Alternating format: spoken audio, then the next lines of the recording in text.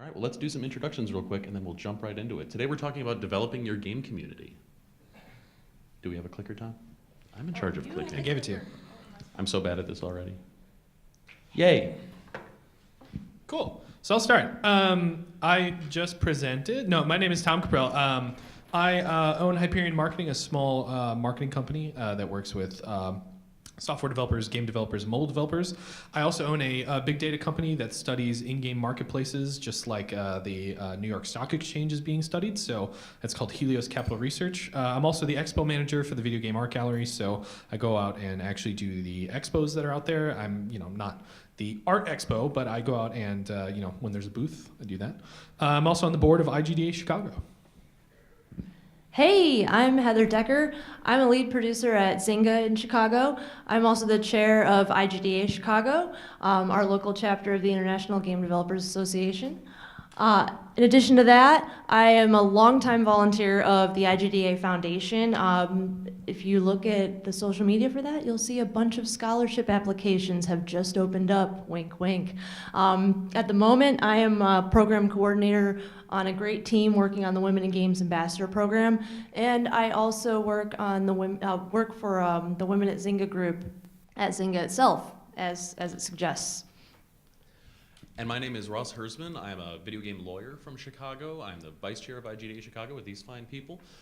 In addition to that, I also teach a course in video game law at DePaul University, and if I have any spare time after those things, I'm also the board president of the VGA Gallery, working with Tom and many other qualified people doing video game art-related things in Chicago. I'm going to appoint you clickers are. Oh, man. Okay. Yeah. So the first slide that we've got here, we like to call common obstacles of community, community building, and some effective solutions.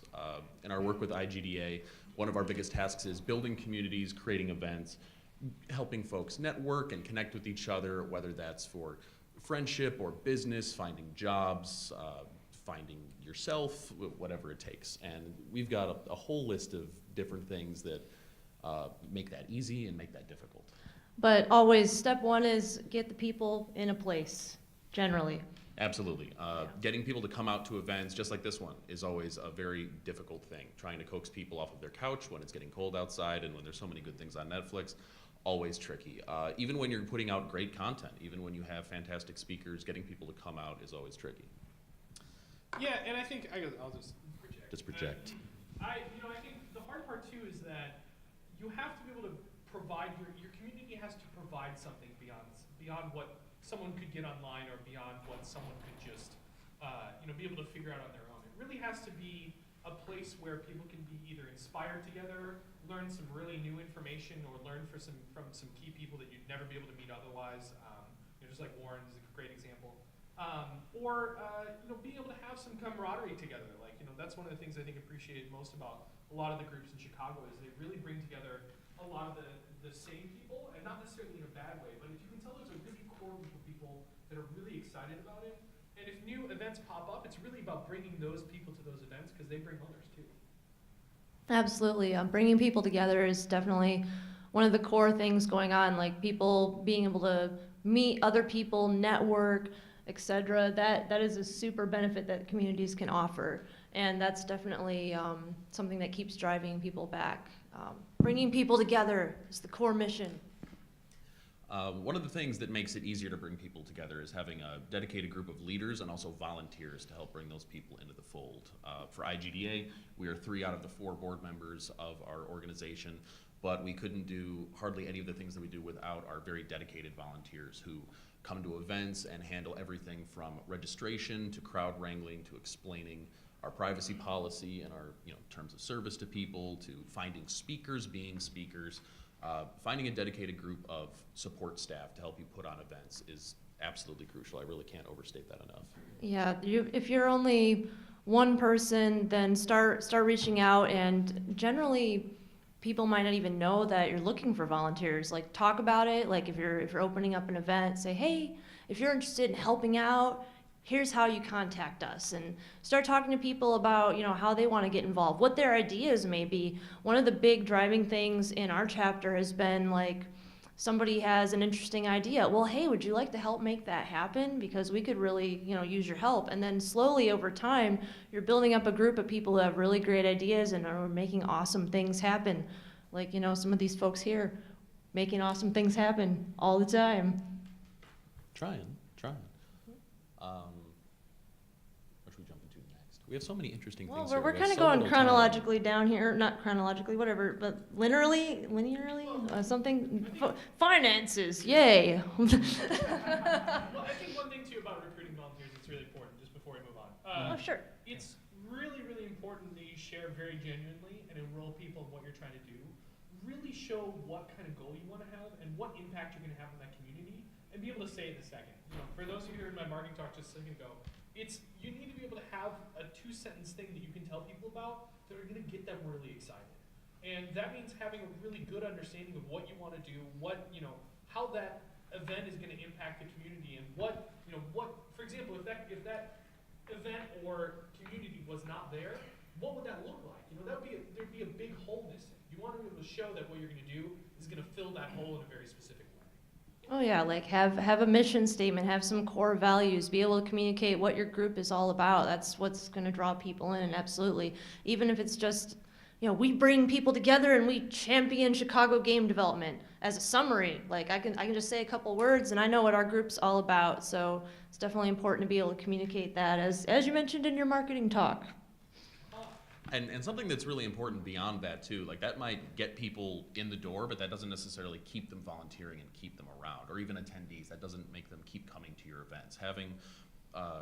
Making it very personal and very valuable to people is what keeps them around. So if it's your volunteers, giving them good connections to other community people, getting them inroads and introductions to folks who work at studios or community organizers or other leaders, giving them some kind of tangible benefit of experience will keep them coming back and volunteering more and more. And for attendees, it's the same kind of thing. The events that we organize that have very tangible takeaways, like meeting people at studios that might lead to jobs, or learning hardcore skills, whether it's learning how to use Maya for art or Unity for game development, learning new engines, or even how to establish yourself online and market yourself online. I mean, all three of us have done talks in Chicago from our skill sets to people in our community, and we always try and give them something really valuable so that they can increase their skill set, marketability, and make good connections with other people.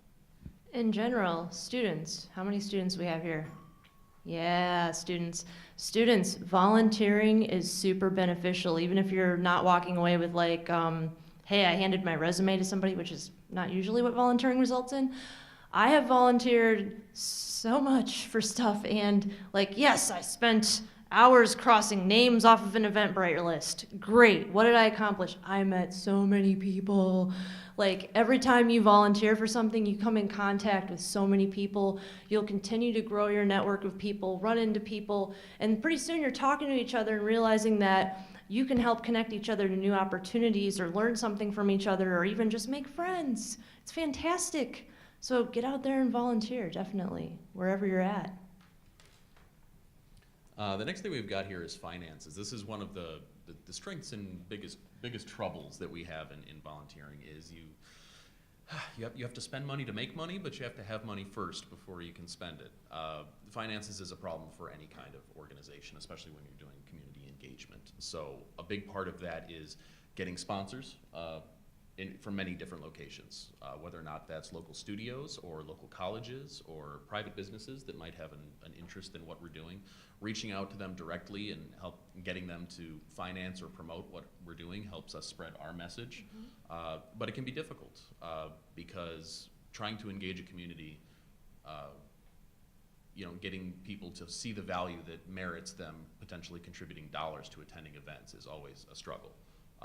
Communicating to them why the event that we're putting on might be worth $9 or $10 to buy pizza for everyone is kind of a struggle. And ways that we've gotten around that is partially through sponsorship, but also just communicating that same kind of value that I talked about before, making sure that people know that they're not only helping themselves, but also helping a community by showing up. And even if you can't get sponsorships, because sometimes that's just challenging. It might be the time of year.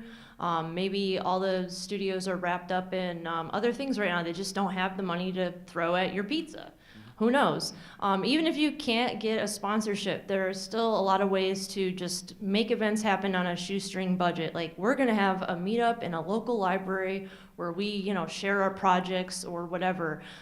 We're all going to get together and just, our industry night locally. Everybody just gets together. It doesn't cost anything. They just hang out and have drinks and socialize and network. And you can make a lot happen with no money, as well as if you have something to work with. So don't be discouraged if you can't get sponsorships right away. You're gonna get a lot of no's before you get yeses, of course.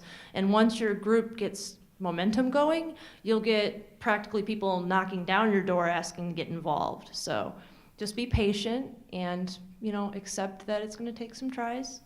That's all. Yeah, talking about like libraries being a free space to use and just helping with finances, it's a great segue for just getting spaces in general, because even in Chicago, finding spaces to have events has been a real struggle for us as well, because Chicago just being a large city with many different neighborhoods, even with a great mass transit system, we have folks from all different neighborhoods, and trying to find a location that's geographically pleasing to people, that has all the amenities that we need, because often we're asking for places that have reliable internet, that have large spaces, that are close to a transit line, that are open past a certain hour for trying to hold an event at night or game jam or something that's 24 hours. Like, trying to cross every box off on that list can be next to impossible when we're also asking that space be free. We're planning an event that's going to be held in a week. We're doing an event for Extra Life, and we had to find a space that could hold over 100 people, that was open 24 hours, that was off a major transit line, that had some kind of tie-in with the game industry, and that also was going to be free. And finding any space like that, like we've lost so many venues to weddings and bar mitzvahs just because other people have money to spend for that kind of thing. So finding good partners and finding those locations that are willing to partner with you, especially at low budget, is crucial. So libraries are a great space. Church basements are a great space. Schools, also weird off days of the week are pretty handy. Like, if you come to, some kind of bar or restaurant and say, hey, I want to do something on Thursday night, they're probably going to have some space and be interested in you bringing in some people. If you can especially tell them, hey, I can get like 15 people in the door and they're all going to want to eat something, drink something, whatever. You can start making some really good relationships with local spaces as well that way. And next on our list, we've got burnout, which happens to the best of us. How many of us have felt burnt out lately? See, almost everybody. It happens.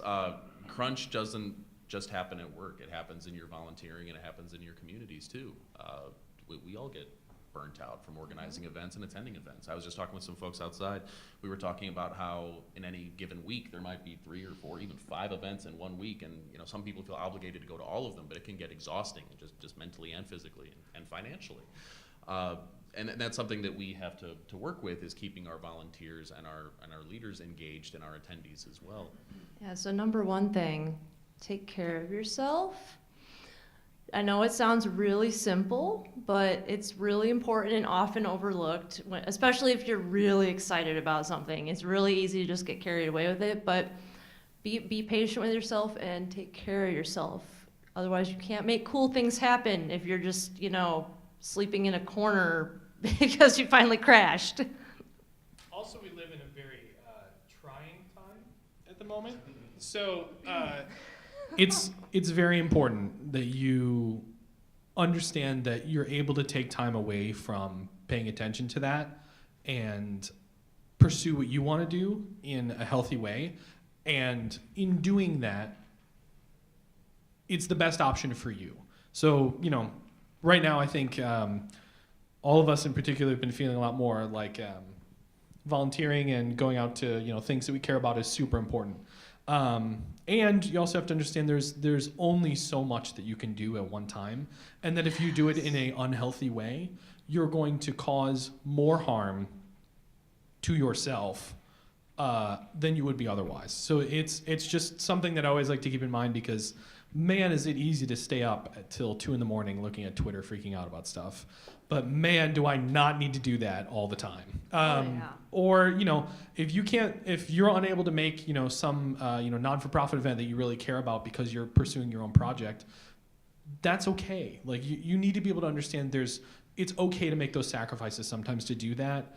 And sometimes that means sacrificing things I care about, even just for sleeping.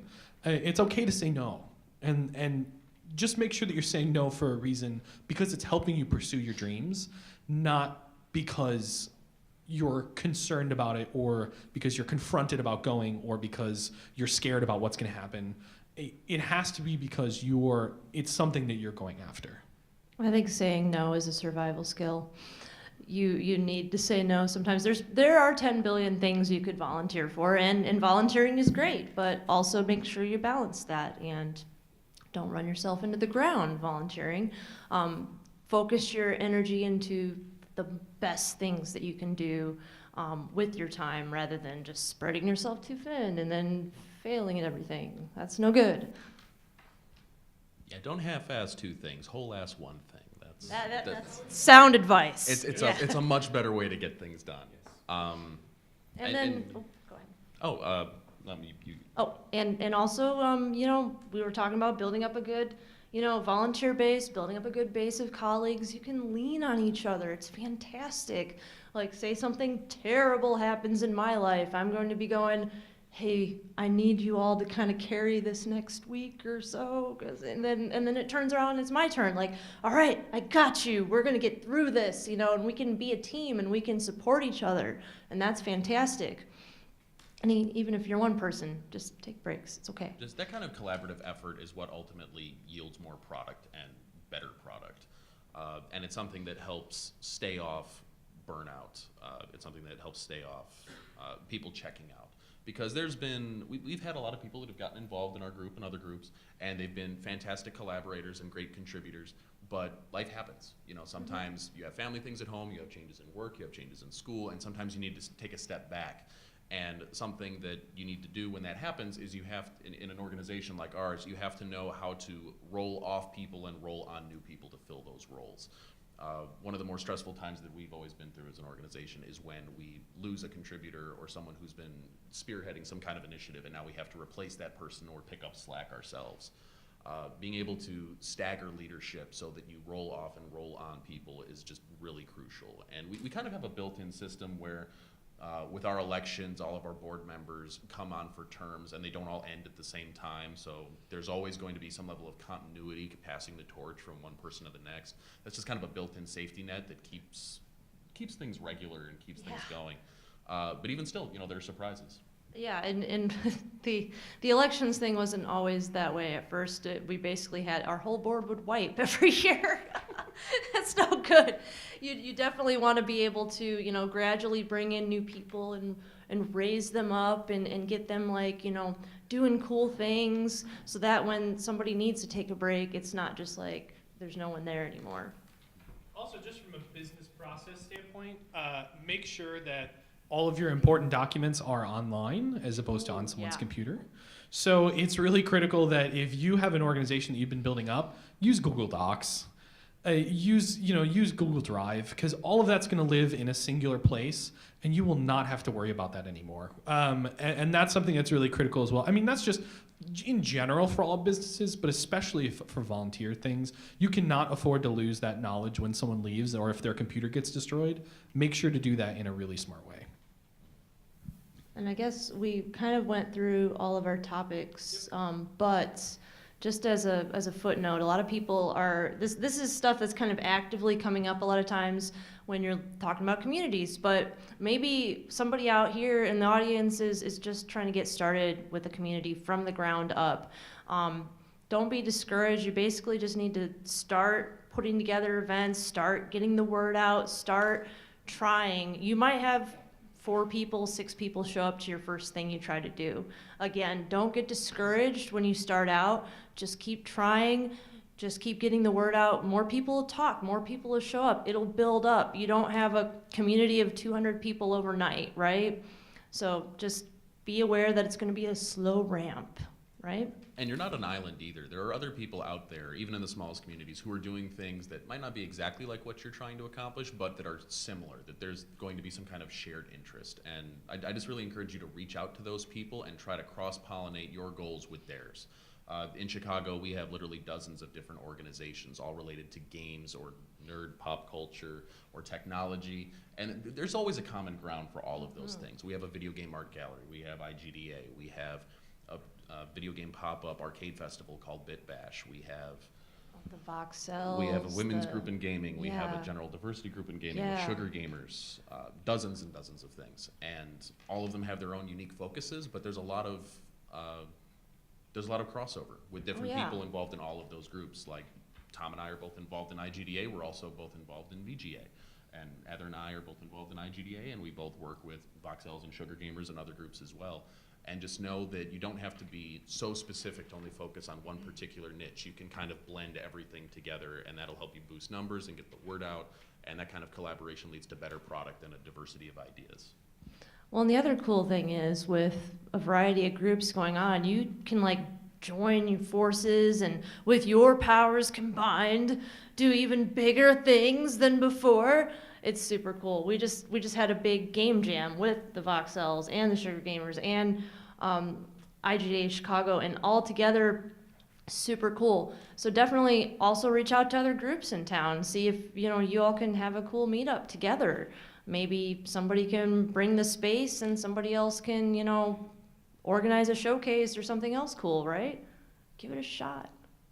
Absolutely. So we've got about 5 minutes left here. First of all, I just want to say thank you for letting us come and talk to you, and we would love to answer any questions that you have about community building or games in general. Yes, applause first. Do you guys have tips for facilitating diversity in your groups? I mean, maybe specifically on diversity of background and skill set. We have like an independent game developers group here in Madison. It's a lot of programmers and things like that, and I guess reaching out to people, artists, animators, musicians. Have you done anything specifically to help facilitate that in groups? Sure. The best advice I can give is just to cast as wide a net as possible. So something that we've done to try and bring in a diversity of skill sets is reaching out to different colleges that have different focuses. So for example, in Chicago, we have Columbia that focuses a lot on art. A lot of our game artists come out of Columbia, and a lot of our programmers and designers come out of DePaul. So reaching out to those two different colleges curates a different kind of group of people. Another one called Tribeca focuses a lot on film, so we get a lot of cinematographers and sound engineers out of there. So one of the other things to be aware of when you're planning your events and stuff is to try to rotate the topics too, so that you do end up getting a variety of people. Like, man, we sure haven't had a talk on video game law ever. Then you're never going to see those people who are interested in it because they aren't going to come. The other cool thing is if you organize either little short micro talks or I love the Indie City Games group format where they, in Chicago, there's Indie City Games. They have a meeting where people just come and there's an open forum so they can show their projects and then just talk about it. And that really brings in a variety of disciplines who maybe somebody's interested in showing what they've come up with audio, but somebody else is really interested in showing, some really cool programming technology they've been working on, right? And then maybe those two people are talking afterwards and making a super project, who knows? But yeah, those kind of forums are really handy too, as well as game jams and other sorts of things of that nature. And social media, of course, just being on yeah. Facebook, being on Twitter, that helps you reach people you never knew were out there. And two, I think another key part is also when you are looking for that diversity of topics, some of it too is going to be capturing people that may not necessarily know that they're interested in that topic, or have kind of a general interest, but maybe are specifically in something else. So for example, if you were looking at doing something in specifically, for example, in law, in games, and you don't necessarily have a group of lawyers around that are specifically for games, you can go talk to groups of lawyers and say hey, we'd love to do a talk on IP law and games. Do you have anybody that has any experience in that? And that's part of where you're going to find that is you have to ask the question of do you have any experience with someone that does this, also games, or this and also film, or whatever kind of thing you're putting together, because that's where people are going to say oh yeah, Tim does a bunch of he used to work for this game company for 20 years, and now he just does IP law out of his house, and you're okay, cool. a lot of those people, you may not know that they're there, but they're seeded throughout your community, and you just have to go find them. So, other questions? I'll stand up to the way back. I'm Scott with Horsepower Games. I've been writing, computer games for the last 5 years. How do you keep putting out stuff saying I'm still working, still developing, this isn't done yet, but it'll be done? How is it when you have nothing to really write about? How do you write about something?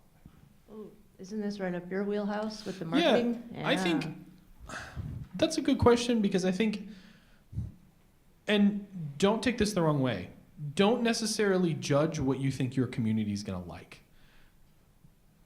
Set a goal for what you want, and then share everything around that you can. So if your goal is to tell people that you're still, for example, if you're still developing something, or if you're a part of a group that you're saying like, oh, we took a couple months off for this not-for-profit, but we're going to be back soon. Really what you're going to want to be sharing is anything that you can within that. Maybe it's planning documents. Maybe it's some personal experiences that you had somehow related to your games group or related to your game itself. Maybe it's pictures you took from an event that you went to, like this one. It's being able to share anything even ancillarily, okay. I don't know why that didn't sound right. And, something that's related somehow to that.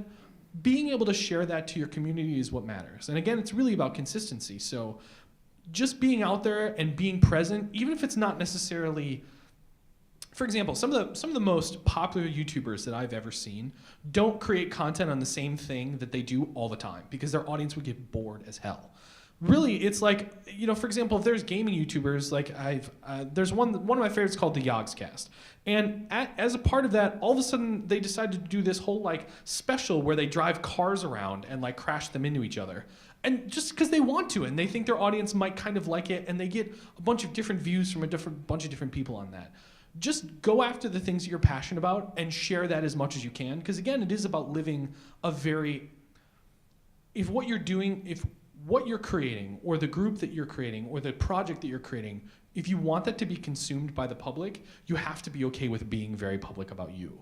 And so that means everything that you're doing and everything that you want to do and all of your ideas, and being able to share that in a way that makes sense. So. So I'm a community manager for Purview, and players are actually really interested in the decisions you get to make. If you're in Yep. progress, talk about the thorny problem you're trying to sort out. Talk about some ways you thought about solving it and didn't do, because that not only tells them this is the point in my development, it's an interesting story, but if they're indie game developers themselves, they'll understand, right? And you may give them ideas on what they want to do. It's not always about sharing your success. Sometimes it's about sharing the problem that you just can't seem to bang your head against it. And who knows, maybe in sharing that with your community, someone might come out of the woodwork and say, oh, I can help you with that. That happens too. That's a lot. true. Definitely. I think we have time for maybe one more question before we break. Don't everybody jump up at once.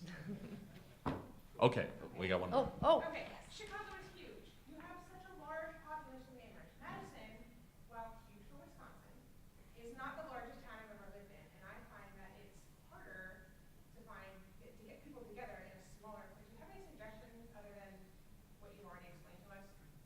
Because I would love to make women games more awesome here and stuff like that. Because we're smaller, I feel like we're a little more isolated. Chicago is close, but it's not close for a Thursday night to pop down and hang out with you guys. As awesome as that high-speed rail would be. Part of it is just getting people talking. That's one of the biggest That's things, true. because it cuts both ways. Because Chicago is very, very big, but that also means that we can also be very spread out. We've got people north side, Yeah. south side, suburbs, and getting people to collaborate and travel, especially in winter, is a difficult thing. So one of the things that we've done to kind of facilitate conversation and collaboration is just moving the conversation online when we can't have it in person. So setting up simple things like Discord channels, Twitch channels, or Slack channels. We live on Slack, I swear.